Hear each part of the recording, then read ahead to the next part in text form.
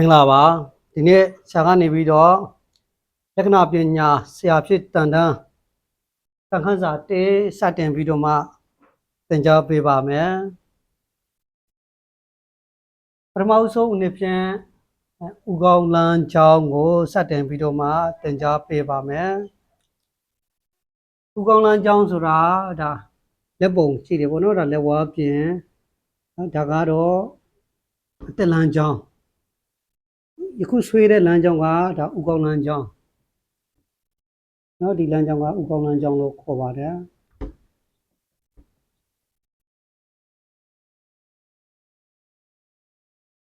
ဥကောင်းလမ်းကြောင်းတော့ဒါအခုဒီမှာမြှထုတ်ပြထားတဲ့လမ်းကြောင်းဥကောင်းလမ်းကြောင်းဒါလူတိုင်းရဲ့လက်ဝါးပြင်မှာပါတတ်တယ်ဒီဥကောင်းလမ်းကြောင်းကလက္ခဏာပညာဖတ်တဲ့နေရာမှာအရန်အရေးပါတယ်ဥကောင်းလမ်းကြောင်းညာလမ်းကြောင်းလို့လည်းခေါ်တဲ့လမ်းကြောင်းပေါ့နော်ဒီလမ်းကြောင်းကအရေးပါဆုံးတဲ့အခြေအနေတွေမှာရှိတယ်ဒီဥကောင်းလမ်းကြောင်းဟာလက်ပုံစံရဲ့အမျိုးအစားတွေလက်ပုံစံ9မျိုး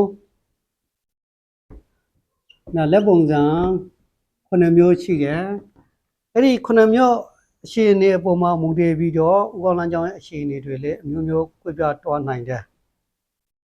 ဒါခုဒီဥကောင်းလမ်းကြောင်းကနေပြီးတော့လူတယောက်ရဲ့အခြေအနေတွေကို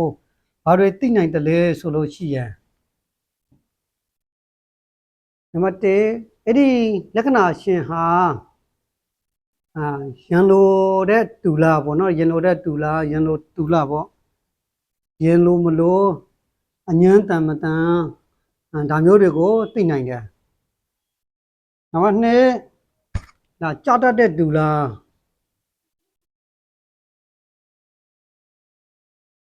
ဒီလက္ခဏာဒီဥကောင်းလမ်းကြောင်းကိုကြည့်လိုက်တာနဲ့ဒီတူကရန်လိုတဲ့တူအញ្ញမ်းတန်တဲ့တူအမြဲတမ်းလူကိုကြည့်တဲ့အခါမှာမကောင်းမြင်တတ်တဲ့တူဒုသစိတ်တွေရှိတဲ့တူဆိုတာကိုဒီဥကောင်းလမ်းကြောင်းကိုကြည့်တာနဲ့သိနိုင်တယ်ဒီလိုပဲကြောက်တတ်တဲ့တူလားငကြောက်ချီပေါ့နော်ဒါကြောက်တဲ့တူလားဆိုတာမျိုးကိုလည်းသိနိုင်တယ်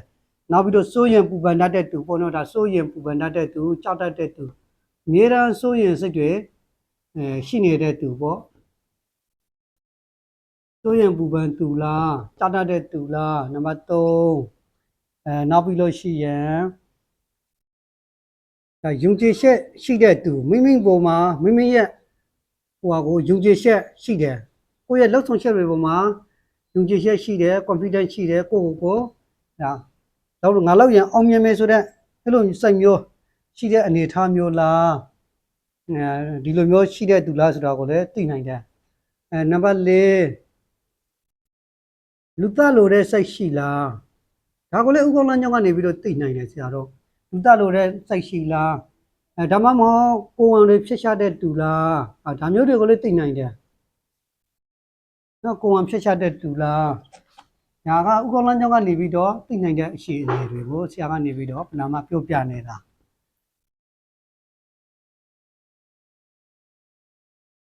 ကိုယ်ဝန်ဖြစ်ရှာတဲ့တူလားဒါမျိုးတွေလည်းသိနိုင်တယ်နံပါတ်5မိမိကိုအလွန်အမင်းယုံကြည်ချက်မြင်မာနေတဲ့တူလားအဲ့ဒီလေမှာကို over confident ဖြစ်ပြီးတော့အလွန်အမင်းယုံကြည်ချက်မြင်မာပြီးတော့တခြားလူတွေနဲ့ဆက်ဆံရစကားပြောရအဆင်မပြေဘူးဒီလိုလူမျိုးလားဆိုတာလည်းသိနိုင်တယ်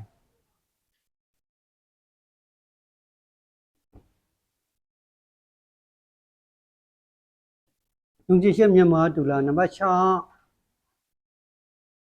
ဘာသာမဲ့ဝါဒီလားဆရာစီမှာ2ယောက်မေးဘူးတယ်ဘာသာမရှိဘူးဘာသာမဲ့ဝါဒီလားဘယ်ဘာသာမှမကိုးကွယ်ဘူးဘုရားဆိုတာကိုလည်းမယုံကြည်တယ်လို့ထာဝရဘုရားဆိုတာကိုလည်းမယုံကြည်ဘူးဘယ်ဘာသာမှမရှိဘူးနားလေးမကိုးကွယ်ဘူးဘယ်ဟာမှမကိုးကွယ်တဲ့ဒီလိုမျိုးဘာသာမဲ့ဝါဒီဖြစ်နေသလားအဲ့ဒါကိုလည်းဒီဥက္ကလမ်းကြောင့်ကနေပြီးတော့သိနိုင်တယ်နောက်ပြီးတော့အာယုံယောဂါတွေရှိသလားဖြစ်ဆိုလို့ရှိရင်အာယုံယောဂါတွေပြက်ကနေတယ်ကုတလို့မကောင်းဘူးဒါမျိုးတွေကိုရှိသလားဆိုတာကိုလည်းဒီဥက္ကလမ်းကြောင့်ကနေပြီးတော့သိနိုင်တယ်နောက်ပြီးတော့ကြီးပွားတိုးတက်လို့စိုက်ရှိတဲ့ဒီလားကြီးပွားတိုးတက်လို့စိုက်ရှိသူ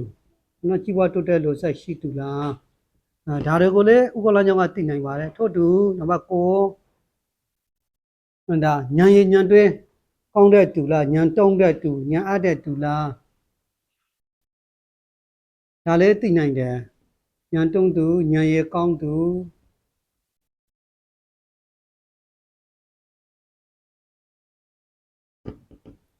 မတ်30ပြီးတော့အနုပညာဗီဇနဲ့စိတ်ကူးစိတ်သက်ဉာဏ်ကောင်းတဲ့သူလားဒါကိုလည်းဥကောင်းလမ်းကြောင်းကနေပြီးတော့သိနိုင်တယ်အနုပညာဗီဇဉာဏ်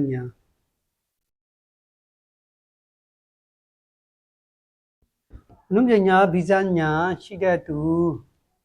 အနုပညာဗီဇဉာဏ်ရှိတဲ့သူဥပမာဆိုပါစို့ဆရာပီကာဆိုရဲ့လက်တွေကိုလေ့လာဖူးတယ်ဒါပီကာဆိုရဲ့လက်မှာကြာလို့ဥကောင်းလမ်းကြောင်းလေးထောင်းဆန်တဲ့လက်နဲ့ဥကောင်းလမ်းကြောင်းနဲ့ပေါင်းစပ်ထားပြီးတော့အနုပညာဗီဇဉာဏ်ရှိလာတဲ့အနေအထားရှိတယ်ပကြီးဆရာတွေတေးဆရာတွေဒီလိုမျိုးအနုပညာကိုထုတ်လုပ်တဲ့သူတွေကိုဆိုလိုတာပါဒီလိုမျိုးအနုပညာဗီဇဉာဏ်ရှိတဲ့သူလားဆိုတာကိုလည်းဥကောင်းလမ်းကြောင်းကနေပြီးတော့သိတယ်နံပါတ်7လက်တွေ့တမလားစိုက်အံအားဒါစိုက်အံအားကြီးတဲ့သူလားလက်တွေ့တမရုပ်တိဗေဒကြကြလက်ခံနိုင်မှာပဲ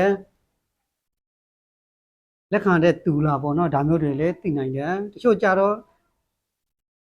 လက်တွေ့တမမဟုတ်ဘူးနံဖက်တော့တွားတယ်အဲ့လိုလူမျိုးတွေလားဒါကိုလည်းသိနိုင်တယ်လက်တွေ့တမလားဒါနံဝါဒီတမလားဒါမျိုးတွေလည်းသိနိုင်တယ်တချို့ကြတော့ဘိုးတို့တွေနတ်တွေငကားတွေဒါတွေကိုယုံကြည်တယ်တချို့ကြတော့မယုံကြည်ဘူးဒီလိုမျိုးတွေလည်းလာတာကိုမှားရတဲ့ဆုံးဖြတ်ချက်နဲ့မှားရတဲ့ဆုံးဖြတ်ချက်နဲ့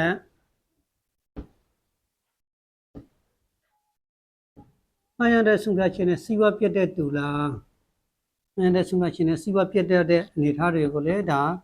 ဥက္ကဋ္ဌလမ်းကြောင်းနဲ့ကံလမ်းကြောင်းကိုရှင်းစားပြီးတော့သိနိုင်တယ်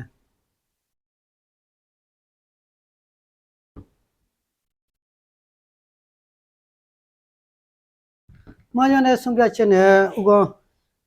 မှားရတဲ့ဆုံးဖြတ်ချက်နဲ့ဒါစီးပွားရေးပြတ်နိုင်တဲ့သူလားဆိုတာကိုဥက္ကဋ္ဌလမ်းကြောင်းနဲ့ကံလမ်းကြောင်းနဲ့ရှင်းစားနိုင်တယ်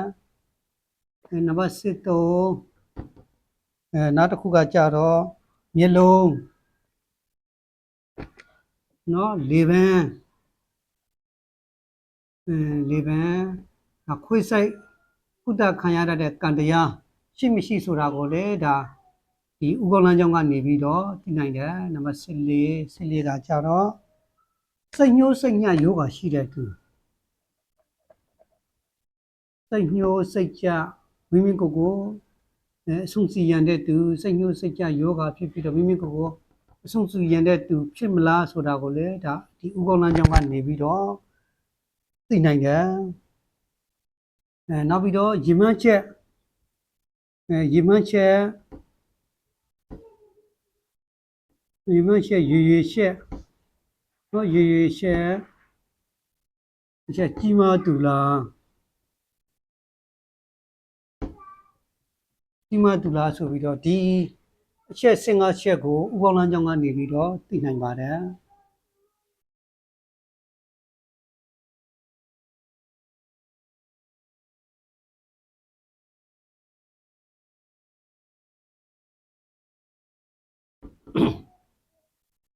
ဒါကအတက်လမ်းကြောင်းနော်အတက်လမ်းကြောင်းဒီအတက်လမ်းကြောင်းဒီဘက်နားလေးမှာရှိနေတဲ့လမ်းကြောင်းကိုဥပ္ပလမ်းကြောင်းလို့ဆိုပါတယ်ဒါဥပ္ပလမ်းကြောင်းဥပ္ပလမ်းကြောင်းဒီဥပ္ပလမ်းကြောင်းကနေပြီးတော့အဲ့ဒီလက္ခဏာချင်းဟာရင်လိုတဲ့သူအញ្ញံတန်တဲ့သူလားဆိုတာကိုလည်းသိနိုင်တယ်တတ်တဲ့သူဆိုရင်ပူပန်ဆိုင်အမြဲတစေများပြီးတော့ဘာမှမလုပ်ချင်းမကန်ချင်း emotion တွေများတဲ့သူပေါ့နော်ဘာဖြစ်လို့ emotion တွေများတဲ့သူဆိုတာကိုလည်းသိနိုင်တယ်ဒါပြန်ယုံကြည်ချက်မိမိပေါ်မှာ confidence ရှိတယ်ငါလုပ်ရင်ဘာမှမဆိုဖြစ်နိုင်တယ်ဆိုပြီးတော့မိမိပေါ်မှာယုံကြည်ချက်ရှိတယ်ဒီလိုလူမျိုးလားဆိုတာလည်းသိနိုင်တယ်လူသားလူတဲ့စိတ်ရှိတဲ့သူကိုယ်ဝန်ဖြစ်ချက်တဲ့သူဒါတွေကိုလည်းဒီဥပ္ပလမ်းကြောင်းကနေပြီးတော့သိနိုင်တယ်မိမိကိုယ်ကိုအလွန်အမင်းယုံကြည်ချက်မြင်မာပြီးတော့မှလူတွေနဲ့ဆက်ဆံရအဆင်မပြေမပြောတာပဲမှန်တယ်ဆိုတော့ over confidence ဖြစ်ပြီးတော့မှအဆင်မပြေဖြစ်တဲ့သူတွေလားဆိုတာကိုလည်းဒီဥပ္ပလမ်းကြောင်းကနေပြီးတော့သိနိုင်ပါတယ် ဘာသာမဲ့ဝါဒီတွေလားဘာမှမကိုယ်ကွယ်တဲ့တူလားဒါကိုလည်းဒီဥက္ကလန်ကြောင့်ကနေပြီးတော့သိနိုင်ပါတယ်အောင်ကျိုးယောဂရှိတဲ့တူမျိုးလုံးတို့အောင်ကျိုးတို့အမြဲတမ်းဖြစ်နေတဲ့တူတွေလားဆိုတာကိုလည်းဒီဥက္ကလန်ကြောင့်ကနေပြီးတော့သိနိုင်တယ်ဒီဘောတိုတက်လို့တဲ့စိတ်ရှိတဲ့တူဒါစ조사လို့တဲ့စိတ်ဆန္ဒရှိတယ်ဉာဏ်တွေထက်မြက်တဲ့တူတို့မဟုတ်ဉာဏ်တွေမထက်မြက်ပဲဖြည်းဖြည်းချင်း slowly တွားရတဲ့တူမျိုးလားဒါလေးကိုလည်းဥက္ကလန်ကြောင့်ကနေပြီးတော့သိနိုင်တယ်နုပညာဗီဇဉာဏ်ရှိတဲ့တူနုပညာတွေကိုထောက်လောက်တယ်ပကြီးဆွေးတယ်ဉာဏ်ပညာကွန့်မြူပြီးတော့ပကြီးဆွေးတဲ့တူတွေတေးရည်တွေဒါမျိုးတွေပေါ့နော်လက်တွေ့သမားလားနံဝါဒီသမားလားလက်တွေ့သမားဆိုတာလက်တွေ့ကြကြလှုပ်ဆောင်တတ်တယ်လက်တွေ့မြင်ရတဲ့အကြောင်းအရာတွေကိုပဲယုံကြည်တယ် theory သဘောတရားတွေနဲ့ယုံကြည်နိုင်အောင်လက်ခံနိုင်တဲ့အနေအထားရှိမှပဲလက်ခံလို့ရတယ်တို့ကြတော့အဲ့လိုမဟုတ်ဘူးနံဝါဒီသမားတွေမမြင်ရတဲ့ပယောဂတွေနောက်ဘိုးတို့ဘာညာဟိုဟာဒီဟာမမြင်ရတဲ့အရာတွေကိုယုံကြည်တဲ့တူလားဒါတွေဥက္ကလန်ကြောင့်သိနိုင်တာမှန်တဲ့ဆုမြတ်ချက်နဲ့စီးပွားရေးပြတ်သွားမဲ့တူလားဆိုတာကိုလည်းဥက္ကလန်ကြောင့်နဲ့ကံလန်းကြောင့်အခြေအနေတွေကိုပေါင်းစားပြီးတော့သိနိုင်တယ်မျိုးလုံးဒီပန်းခုစိတ်ကုသခံရတဲ့တူတွေဖြစ်မှာလားဆိုတာကိုလည်းဥက္ကလန်ကြောင့်ကနေပြီးတော့ပေါ်ပြတယ်နော်ဒါဆရာနှစ်ယောက်တွေ့ဘူးတယ်ဒါအဲ့ဒါလေးပြောလိုက်တော့ဒါလေပန်းခွေရတယ်ဆိုတာတွေ့ရတယ်စိတ်ညှိုးစိတ်ကြယောဂဖြစ်ပြီးတော့မိမိကိုယ်ကိုအဆုစီရင်တဲ့တူတွေဒါတွေကလည်းဒါဥက္ကလန်ကြောင့်ကနေပြီးတော့စီစစ်လို့ရှိရင်သိရတဲ့အချက်လေးတွေဒီမှချက်ရွေချက်ကြီးမားမြတ်မားတဲ့တူတွေဒီမှချက်ရွေချက်ကြီးမားမြတ်မားတဲ့တူလားဆိုတာလေဒါဥက္ကလန်ကြောင့်ကနေပြီးတော့သိနိုင်တယ်ဒီမှာတော့ဟောပေါ့နော်ကြီးပွားတိုးတက်လို့တဲ့စိတ်ရှိတဲ့တူလားဆိုတော့ဒါစ조사လို့တဲ့ဝရိယရှိတဲ့တူပေါ့နော်ဒီမှာကြတော့တခါတည်းကြီးပွားအောင်လုပ်မယ်ဆိုပြီးတော့ရမှန်းချက်တွေပါလာထားတဲ့တူဒီချက်15ချက်ကိုဒီဥက္ကလန်ကြောင့်ကနေပြီးတော့သိနိုင်တယ်တစ်ချက်ရှင်းစီရဲ့အရှိအနေတွေဘယ်လိုလာမလဲဆရာတို့ဆက်ပြီးတော့သင်ကြားရအောင်ပါ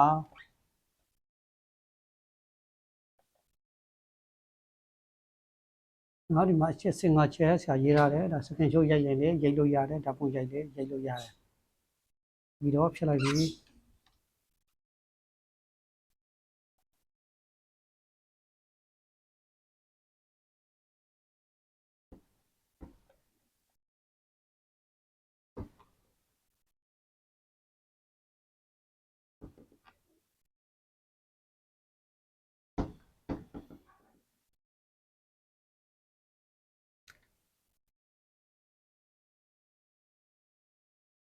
အဲ့ဒီအချက်တွေကိုသင်ဖို့ရအတွက်ဥက္ကလန်ကြောင့်ရဲ့စတင်ပုံဘယ်လိုတွေစတင်မလဲဘယ်လိုတွေဘာဖြစ်လာနိုင်တယ်လဲ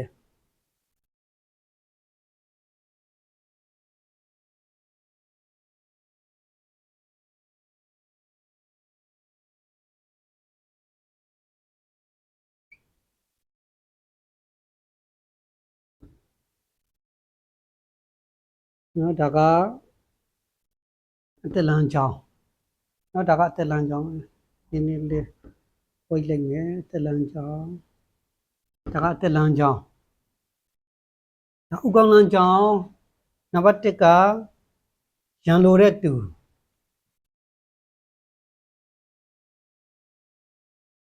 ဒီနေရာကိုအင်္ဂါဂျိုခုံလို့ခေါ်ပါတယ်အင်္ဂါဂျိုခုံဥက္ကလန်ကြောင်းကဒီလိုအင်္ဂါဂျိုခုံကနေပြီးတော့စတင်ပြီးတော့မှထွက်ပေါ်လာတယ်เนาะဒါကဥက္ကလန်ကြောင်း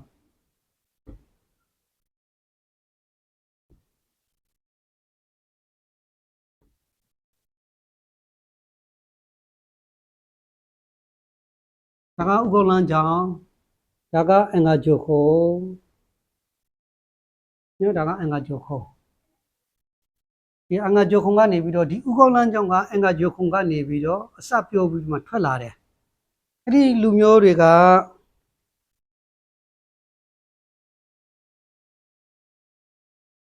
အင်္ဂါဂျိုခုံကနေပြီးတော့အစပြုတ်ပြီးထွက်လာတဲ့တူတွေကတော့အင်္ဂါရဲ့အရေးသွေးတွေပါတယ်အင်္ဂါဆိုတာတိတ်ခိုက်လို့စိတ်ရှိတယ်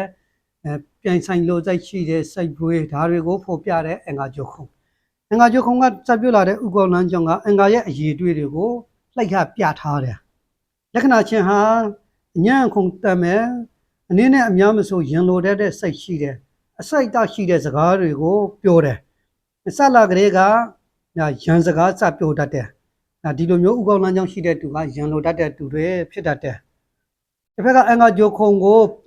ဒီဘက်ကနေပြီးတော့လာပြီးတော့ဒီဘက်အင်္ဂါကျုပ်ခုံကိုဒါဒီနားလေးမှာလည်းအင်္ဂါကျုပ်ခုံပေါ့နော်ဒါ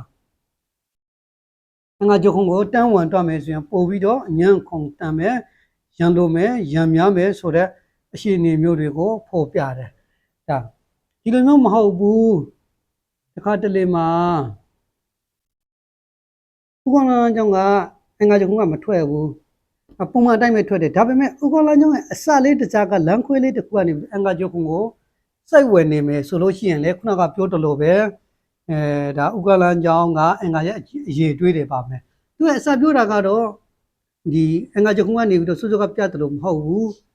ဒါပေမဲ့အဲ့ဒီဥက္ကလန်ကျောင်းရဲ့လမ်းခွဲလေးအစလေးတစ်ခုကနေပြီးအင်္ဂါကျုံကိုတိုးဝင်တွားခဲ့မယ်ဆိုလို့ရှိရင်လေအဲ့ဒါကရန်လိုတဲ့အညံ့တန်မယ်အညံ့ခုန်တန်မယ်အများအားရန်ဖြစ်မယ်ပြဿနာတွေများမယ်ဆိုတဲ့အရှိန်တွေမျိုးတွေကိုဖော်ပြတယ်အကယ်၍များအဲ့ဒီလိုမျိုးအမှတ်အသားမျိုးလေးပါမယ်ဒါအသက်လမ်းကျောင်းဒါကအသက်လမ်းကျောင်းเนาะဒါကအသက်လမ်းကျောင်းဒါကအသက်လမ်းကျောင်းရဲ့အတွင်းဘက်မှာဒီလိုမျိုးလေးတန်းကွက်လေးပါမယ်ဆိုရင်ရန်လိုပြဿနာများပြီးတော့ဖန်စီရှောင်းအောင်ခံရတတ်တယ်ဆိုတဲ့အရှိန်တွေမျိုးတွေဖြစ်တတ်တယ်ဒါကလေးတန်းကွက်ပြီးပြင်းလေးပါနေဖို့လိုတာပေါ့နော်အဲ့လိုမျိုးဖြစ်မယ်ဒါဥက္ကလန်ကျောင်းကလည်းအင်္ဂါကျုံကစမယ်သို့မဟုတ်ဥက္ကလန်ကျောင်းရဲ့အစလေးတစ်ခုကအင်္ဂါကျုံလေးကိုတိုးဝင်လာမယ်ဆိုရင်ရန်လိုပြီးတော့ဒိုတာများခဏခဏစကားများရန်ပြဖန်စီရှောင်းအောင်ခံရတဲ့တူတွေဒါမျိုးတွေဖြစ်တတ်တယ်လို့ဆိုလိုပါတယ်ဒီလိုမျိုးလေးပါမယ်เนาะဒီလိုမျိုးလေးပါမယ်နောက်တစ်ခုကဒီဥက္ကလန်ကျောင်းရဲ့အဆုံးသတ်လေးကဒီလိုမျိုးကိုတ်တက်နေမယ်အပေါ်ကိုတ်တက်နေမယ်ဒီနားလေးမှာကနှလုံးလမ်းကျောင်းရှိမယ်ဒီနှလုံးလမ်းကျောင်းကိုဖြတ်တန်းသွားမယ်ဆိုလို့ရှိရင်ဒါကရန်လိုတဲ့ site ရှင်တွေကိုဖော်ပြပြီးတော့ဒီဥက္ကလန်ကျောင်းကနေပြီးတော့နှလုံးသားလမ်းကျောင်းကိုဒီမှာအပေါ်မှာရှိနေတဲ့လမ်းကျောင်းကဒါကနှလုံးသားလမ်းကျောင်းနှလုံးသားလမ်းကျောင်းကိုဖြတ်တန်းသွားမယ်သို့မဟုတ်မဖြတ်တန်းဘူးဖြတ်လို့နီးပါးဖြစ်နေမယ်ဟိုပါပေါ့နော်ဒီလိုမျိုးဖြတ်လို့နီးပါးရှိနေမယ်ဆိုလို့ရှိရင်တော့ဒါရန်လိုဒိုတာများပြီးတော့လူတတဲ့ site ဖြစ်ပေါ်ပြီးတော့လူတမယ်ဒီလိုမျိုးဒေတာကွက်တဲ့အမှားအတားလေးပါမယ်ဆိုလို့ရှိရင်တော့ဒါလူတမှုဖြစ်ပြီးတော့ထောင်ကျတတ်တယ်လို့ဆိုတယ်အဲ့ဒီမှာလက်မကနေပြီးတော့ပုံမှန်လက်မမဟုတ်ပဲတင်ပုတ်လိုမျိုးဘုံတော့ဒါတင်ပုတ်လိုမျိုးဖြစ်လာမယ်ဆိုရင်ဒါလူတဖို့အတွက်ပို့ပြီးတော့တေချာလာတယ်လက်ရည်စာတွေရန်တန်းကင်မယ်ဆိုရင်ပို့တေချာလာလက်ရည်စာပြုတ်တဲ့တူကတော့လူတတဲ့ site ရှင်နဲ့တိုင်ဖြစ်ဘူး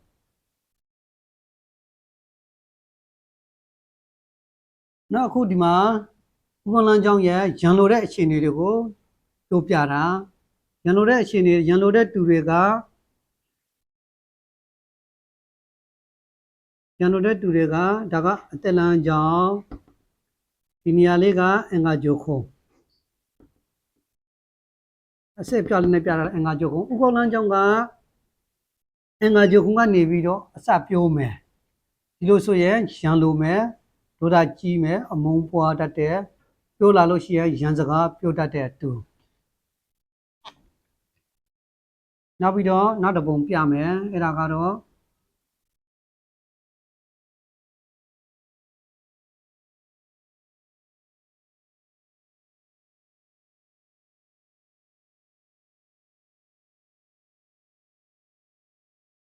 ဒါကအသက်လမ်းကျောင်းဥက္ကလန်ကျောင်းကတော့ပုံမှန်အတိုင်းပါပဲအင်္ဂါကျုံကဒီနားလေးမှာအင်္ဂါကျုံရှိမှာပေါ့အင်္ဂါကျုံအစက်လေးနဲ့ပြတာဒီဥက္ကလန်ကျောင်းကလမ်းခွေးလေးတစ်ခုကအင်္ဂါကျုံတဲ့ကိုတိုးဝင်သွားတယ်ဒီလိုဆိုရင်လေဒါလေရန်လိုအမုန်းပွားဒိုတာများအညံတန်ပဲပြီးလို့ရှိရဲ့ဒါအမြဲတစေအစိတ်တပါတဲ့စကားတွေကိုပြောတတ်တဲ့သူမျိုးဖြစ်တယ်လို့မှတ်ယူရမယ်ဒီဒုတိယတစ်မျိုးဥက္ကလန်ကျောင်းစတင်ပုံတွေကိုပြောပြနေတာပါ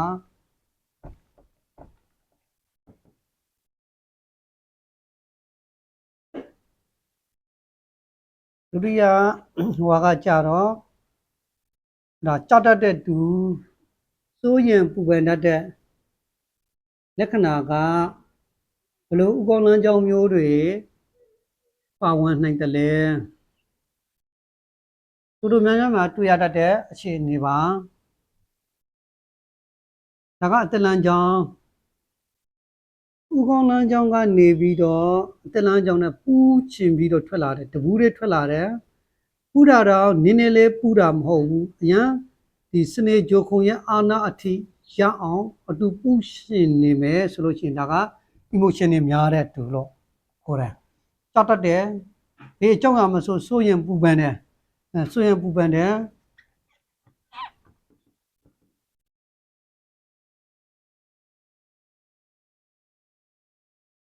ဒီလိုမျိုးပူတဲ့နေရာမှာတော်တော်လေးပူတာမဟုတ်ဘူးအရန်ကြီးပူရှင်ပြီးတော့မှဒါစနေကြခုံရဲ့အာနာဒါမှမဟုတ်လက်ညှိုးရဲ့ခွာလာနဲ့လက်ညှိုးနဲ့လက်ကလေးရဲ့ဂျာနေနာတီတော်တော်များများရှည်ရှည်ဝဲဝဲပူတဲ့အရှင်တွေအဲ့ဒီလိုမျိုးရှိတဲ့သူကတော့ဒါ emotion တွေများတဲ့သူလို့ခေါ်ပါတယ်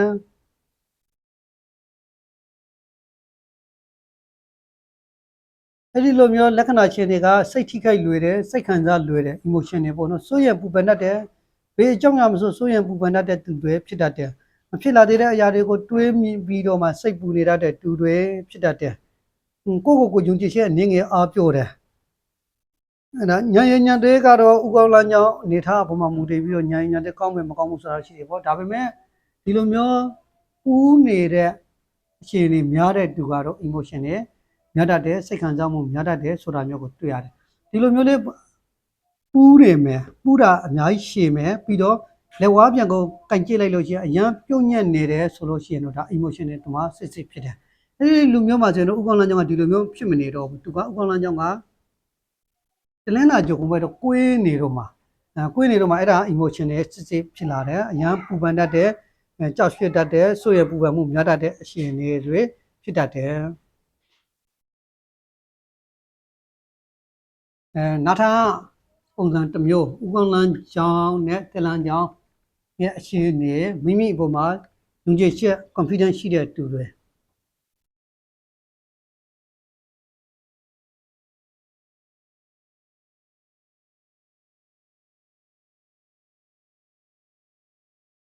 နော်ဒါကအတလန်းကြောင်း